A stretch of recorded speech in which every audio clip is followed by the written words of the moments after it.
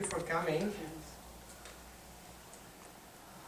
you. Tonight, I'm going to be talking about the holy streams of light and sound. But before I get to that part, I want to put it in the context how it all came about. It will be about, I would say, 20 minutes, half an hour talk, and then I will do a guided meditation, because really the Holy Stream can only be experienced. There are no words to describe it. So, my name is David, and in my early 20s, I was living in Africa, and I began my spiritual path by studying the Western tradition. Western tradition are the Rosicrucians, the Masons, the Templars, and many other esoteric traditions. I moved to the States in '94, and after my life settled, I connected with a Hindu teacher, hired to the Kundalini Mahayoga. Her name is Anandima, and she bestows what they call Shaktipat, which is awakening the Kundalini. Along the way, I also studied spiritual alchemy. The spiritual alchemy is basic teachings of looking at the world as a mirror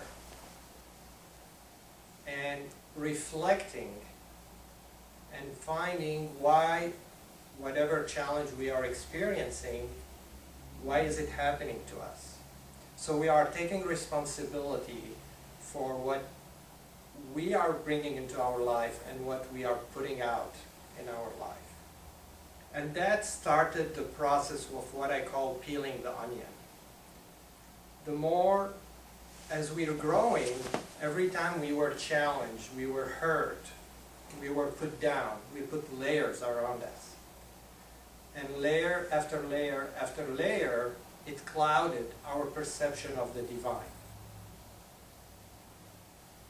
It became like a big onion. So like an onion, once we start reflecting and taking responsibility for our life, our thoughts, the onion will start peel. And like you cut an onion, you cry every time you take a layer. It's a natural thing, and the crying is more as a catharsis. And when you reach that catharsis or that aha moment, there is that energy gets released, a chemical release in your body, and it manifests through tears, sometimes without knowing why you're crying, or laughing, not knowing, without able to control yourself. And different traditions have approached this differently. The Western tradition, the Eastern tradition, the Hindu tradition, the Tibetan, they use yoga and sound to awaken the Kundalini. And of course, through chants and mantras and sound and energy work and transmission of the teacher, it's a lifetime of work. The Western tradition used psychology and spiritual alchemy by understanding how we think, how we attract, and by reflecting and getting to that aha moment, we are at the same time awakening the Kundalini.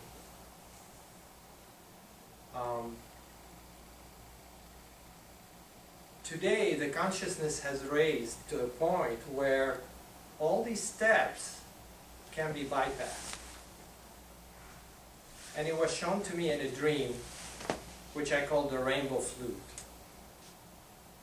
And so in the dream, I am witnessing a man, which I know he's a rapist and a murderer. And I'm witnessing him kidnapping a little girl, about 7, 8 years old, and running. And here I am in a dream, I'm running after him. But I cannot catch up with them.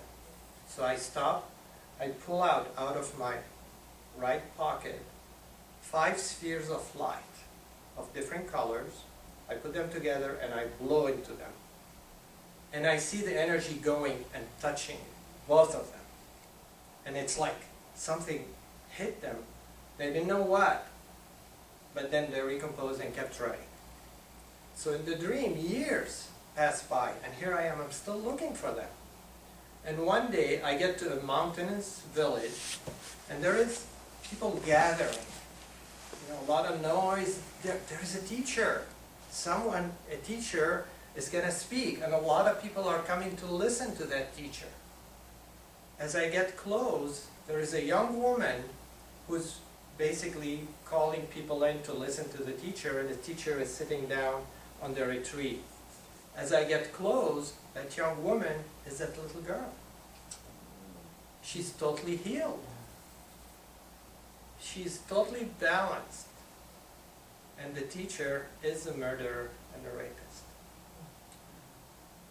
So the dream showed me that those energies work on healing the mental and the emotional body.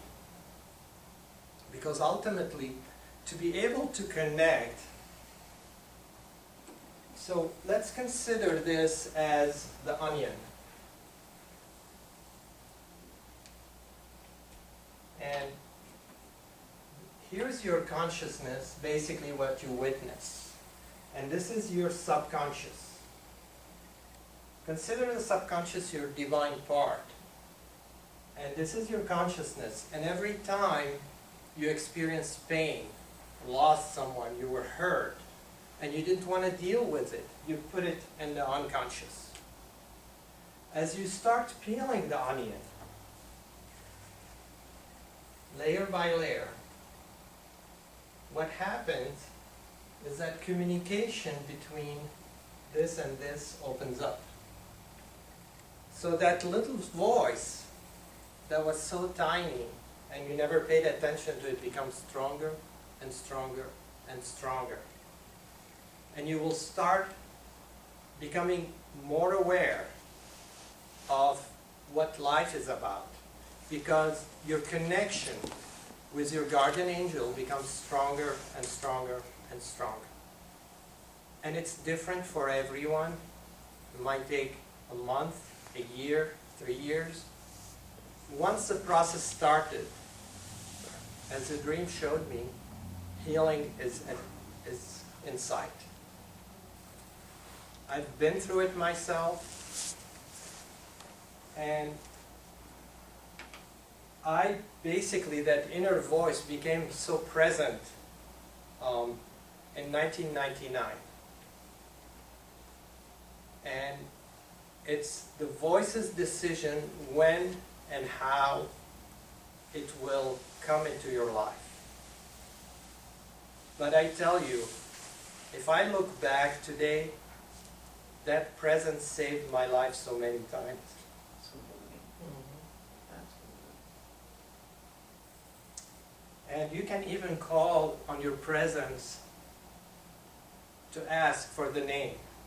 The name will empower you. The name and your connection to your presence is very sacred. It's not to be given to anyone. It's your own mantra. It's your own source of power you connect with. And that presence basically will start bringing to you, excuse me, what you need to continue your own evolution. And it is in 2001 that I was taken to the beginning of creation, before the creation of the Word. And I was shown that everything starts with a thought.